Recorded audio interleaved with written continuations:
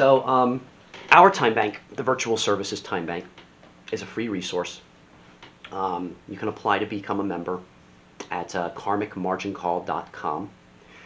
And yeah, you can collaborate with our partners, with our member owners. Everybody who becomes a member is an owner. We're all equal partners in this, and we're developing it as we go.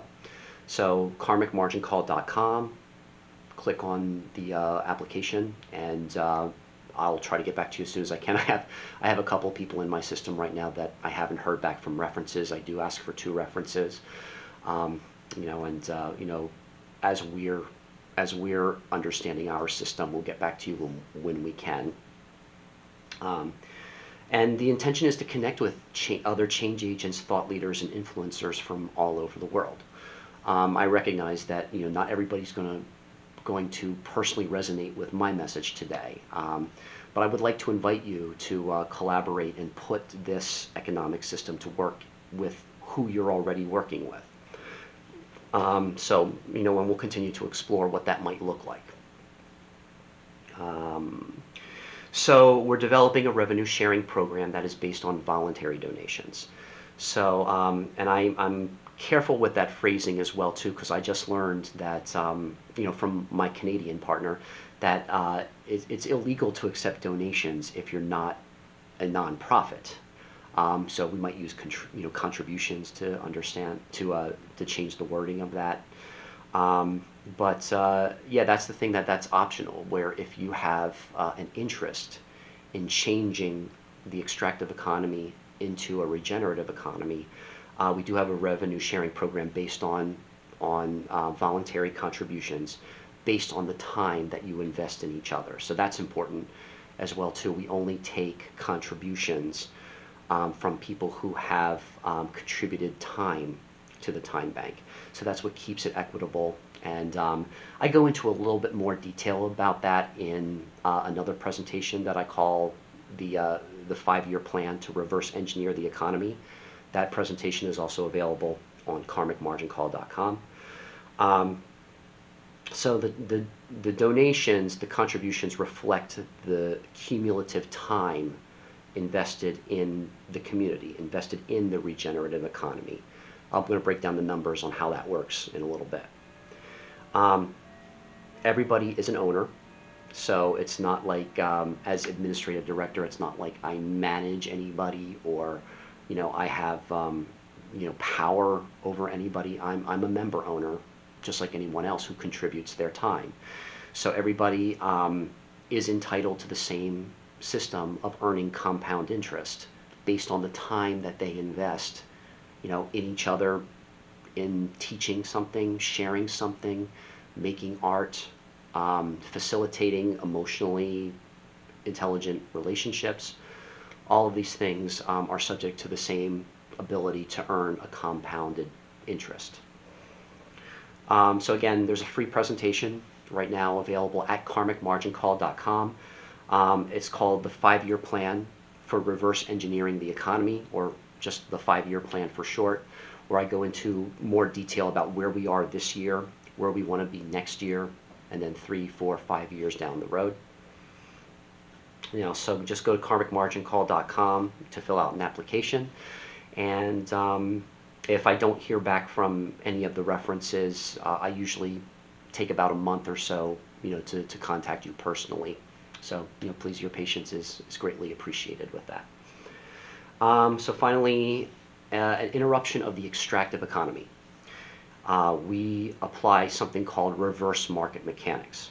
And what reverse market mechanics does is it just takes a look at what's already in place.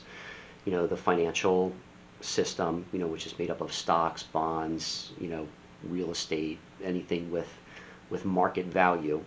And we take the equation of those exchanges and just start to play with it, start to add the element of time in it so that we can go from a $280 trillion deficit to an almost $5 quadrillion surplus.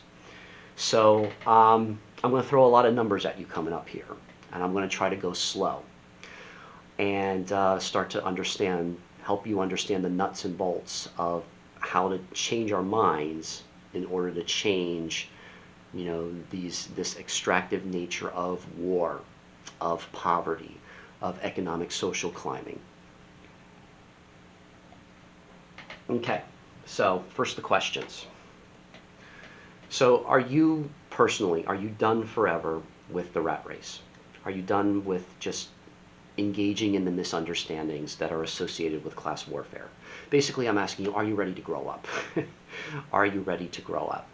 And if the answer is a resounding yes, then I would like to invite you into fellowship to discuss how to put this kind of a system into practice. Are you tired of social climbing and playing someone else's game? I think there comes a point, especially when we're on the road to truth or on the road to self-understanding, authenticity. There comes a time when we understand we're actually playing someone else's game. This is not a game that we invented. This was not a game that we had ever intended on being a part of. But if you're done and you want to step away from that, and you're not quite sure how to step away from that, that's a conversation I want to have. So the purpose in all of this is to start the conversation and open that door a little bit. Are you done with inauthenticity? Are you done with inauthentic professional relationships? Because again, when you're dealing with money and you're dealing with power, you're dealing with sociopathy. You're dealing with people who have shut off a lot of their capacity for empathy. So there's a lot of room for inauthenticity there. And what that does is when it shuts down that ability to empathize, people are more prone to do things that are destructive. They are more prone to have, they're more prone to, to steal, more prone to exploit, more prone to do things that, hurt the people they love. So if that's the thing where authenticity is a value, is something that you want to cultivate, I invite you into deeper conversation. So almost everybody is really unaware of the mechanics between time and money.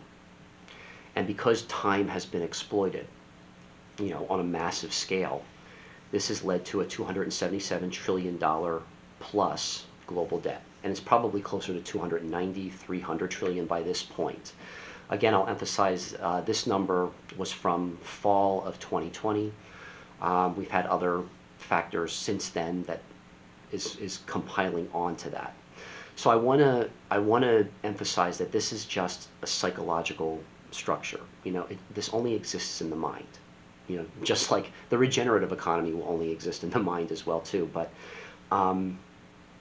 But yeah, that is a product of exploitation, that $277 trillion plus. It's hard to wrap your mind around that. It's hard to wrap your mind that $1 million is a significant amount of money. When you get into billions, it's kind of like, okay, that's hard to really emotionally digest that how much a billion is. And then you get into a trillion, and it's kind of like the brain just shuts off. So I want to kind of open that up and kind of put this in perspective about how much our relationships can really change that number, and we can change it just by the way we treat each other, by changing the way we treat each other. Most people don't understand, or they do not understand how to leverage time and personal talent to accumulate the passive income within an equal partnership economy. So yeah, leveraging time and personal talent takes authenticity. It takes pausing. It requires just a slowing down. The competitiveness has gotten to the point where, again, 9 to 10 million people are dying a year in poverty from starvation, because we're not taking the time to really listen, to listen to our heart, to leverage our personal talents that we're really, really good at, but may not have had the safe space to cultivate those talents. So there is a way to create, a passive income that is not extractive, where everybody regenerates and grows equally. And almost no one even knows what an equal partnership economy is, or that it is being established. So yeah, so if you have stuck with me this far and you intend to stick with me for the rest of this presentation, you will not be able to claim that ignorance anymore. You will know what an equal partnership economy really is, and that it is being established. All right. So here we are at the introduction to reverse market mechanics. So on the left, that is what represents the regenerative economy. That is what we're building towards. That is the $5 quadrillion economy. And what you're seeing is cells within cells starting to develop. So what that represents is that every hour you spend in collaboration, in your partners that you really truly value, that has the ability to expand and divide. Again, it's that idea that two people who are really collaborating in the spirit of benevolence, will create 4 more hours of that space. And those 4 hours will lead to 8 hours. Those will lead to 16 hours. Again, replicate that 20 times, that's 1,000,000. And really what that really translates to is, in the short game, that's $1,000,000 for everybody within 2 years or less. It depends on how quickly or how quickly it's meant to be that this information I'm sharing today integrates, and you start to understand it on a deeper level. That's what will determine the speed of the growth. On the right is the pyramid, and I'll talk a little bit about how power flows up and is consolidated, and debt and poverty flows down. So that's what the pyramid represents, and it represents the extractive economy. So reverse market mechanics is an accounting process, so we're just learning how to count things differently. And we do that by leveraging time. Again, time is equally distributable. Time, everybody's time matters. There's no throwaway people. So we implement this accounting process to leverage time for creating an equal partnership economy. So, and that's exactly what it means. We're all equal partners in this, and I'm going to reveal to you in a little bit, what really is at stake, by creating an equal partnership, by really getting over our own personal ego enough to see that everybody has value. I'm going to show you in a moment what it's costing us, and I'm going to show you in a moment how we can be rewarded by truly seeing each other as equal partners. So, okay, here's where I'm going to throw some numbers at you, and I'm going to go slow with this, because at first it's going to look like, whoa, what's that? What is that? So I'm going to explain what this actually means. So in the extractive economy, there are a lot of things happening on that big money level. I want to be careful how I word this.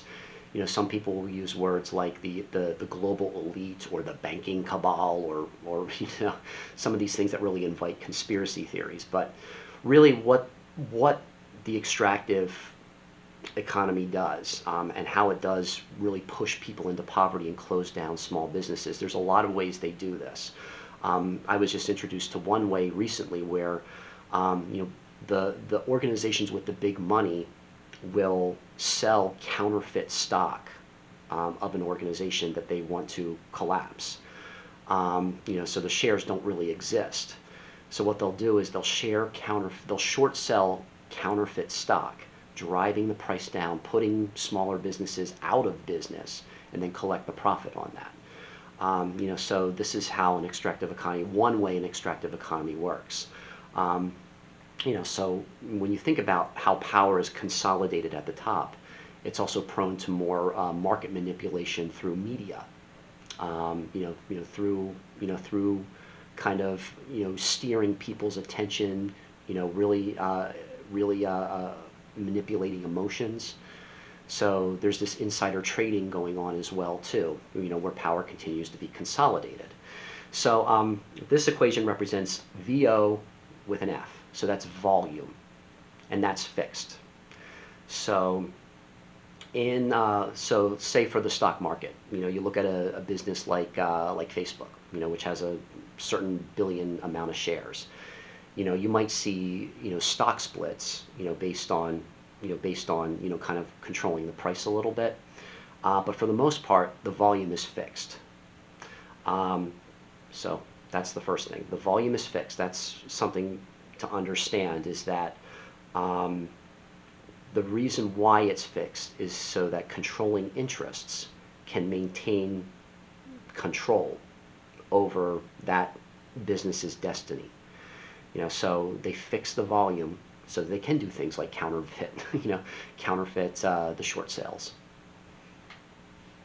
The price is mutable. So it's based on competitive variables. I talked a little bit about that already. So the price goes up and down, which really kind of shakes out the small-time investors based on greed and fear. So again, those competitive variables can be, changes in leadership. Those competitive variables can be media manipulation. Those competitive variables can be something related in another sector. Like if we go to war with a country, what kind of economic barriers do we need to, and sanctions do we have to put on, with trading with other countries? So these are all competitive variables that influence the price of a stock or a security. So MASH is the market share. So out of a $277 trillion debt, more than a $277 trillion debt, the volume and the price of a company, of a business, takes a part of that debt, really. So it's kind of like, it doesn't matter in this current climate, in this current economy, it doesn't matter how wealthy you are. It doesn't matter how much land you owned. It doesn't matter how much assets you own. You're still contributing to this 277 and counting $1 trillion debt.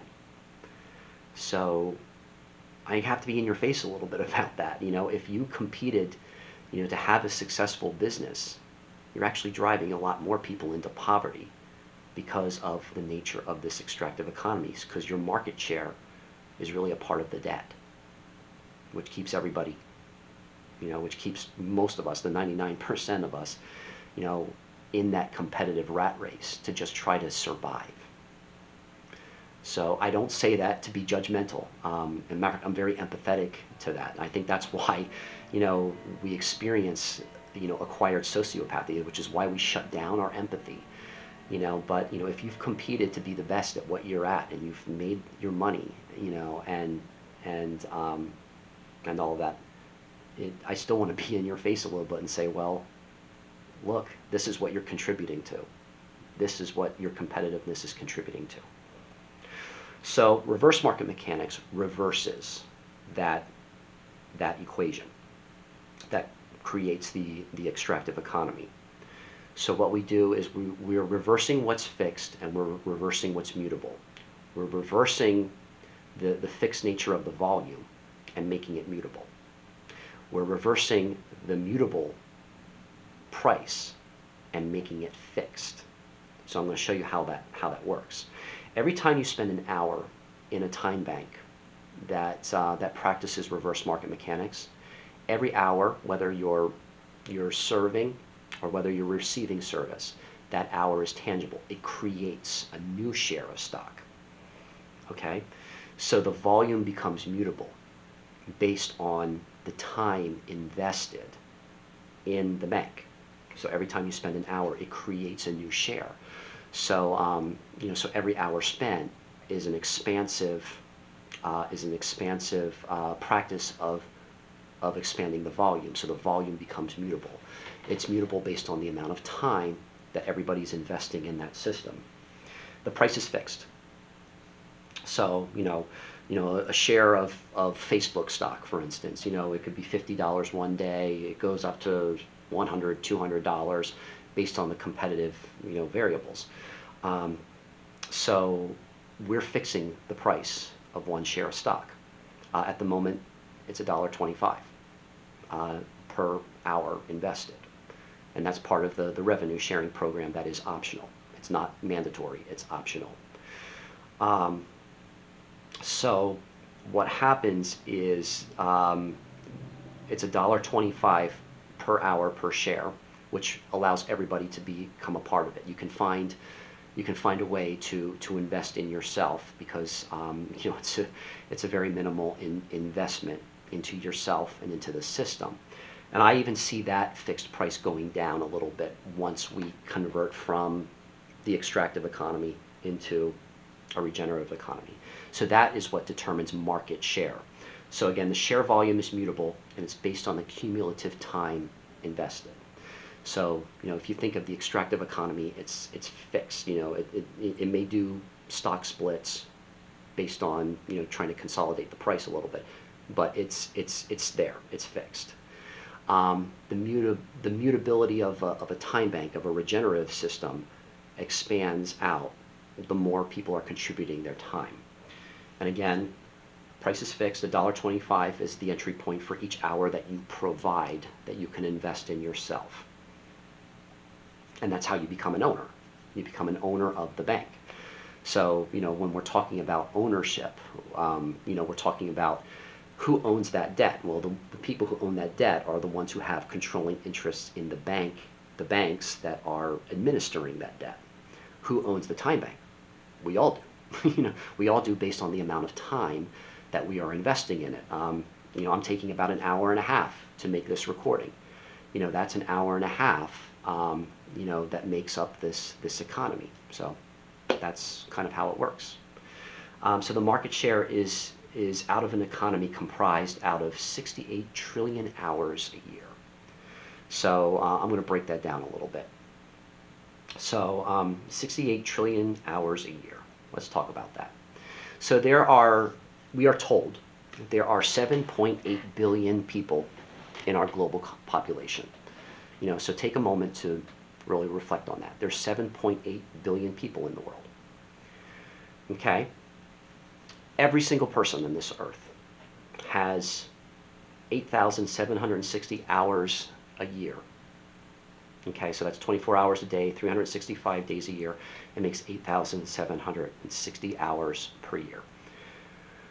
I rounded that down a little bit, but what that translates to is 68 trillion, 328 billion hours a year. That is all going to the extractive economy right now. So that's what's being exploited. Yeah, some of those hours we sleep, some of those hours we play, but really that's the hours that we're giving to the extractive economy that's being exploited. So you take that 68.3 trillion hours a year, spread it out over 72 years, because right now the average global life expectancy is about 72 years. What that translates to is 4.917 quadrillion hours. So if you assign just $1, $1 American dollar, to each of those hours, we're looking at an economy of 4.9 quadrillion. Let that hit you for just a moment. This is what I believe is being hidden from us. This is the real secret that's being hidden from us. I said this last time I did this presentation, and if I do a deep check-in with myself, if I were raised as someone to be raised into a position of power, if I had a lot of power to lose, and if I honestly did not like people, I would find a way to either cut back on the population or cut back on the life expectancy. I think that's what we're dealing with. Again, I don't know that for sure. No judgments. I just want to open up that conversation. But, if I were one of the stewards of a $277 trillion debt-based economy, and I knew that it would just take a shift in consciousness to get to a $5 quadrillion economy where everybody's just treating each other as equals, I would find ways, to cut back on the population or lower the life expectancy. I mean, that's if I was a very insecure person and someone who just genuinely did not like people. I think that's what we're dealing with. So, I hope that doesn't trigger you too much, but I think that's the conversations that's the conversation we need to start having. All All right, right, so so I'm going to I'm going to simplify simplify what we what we just went just went through.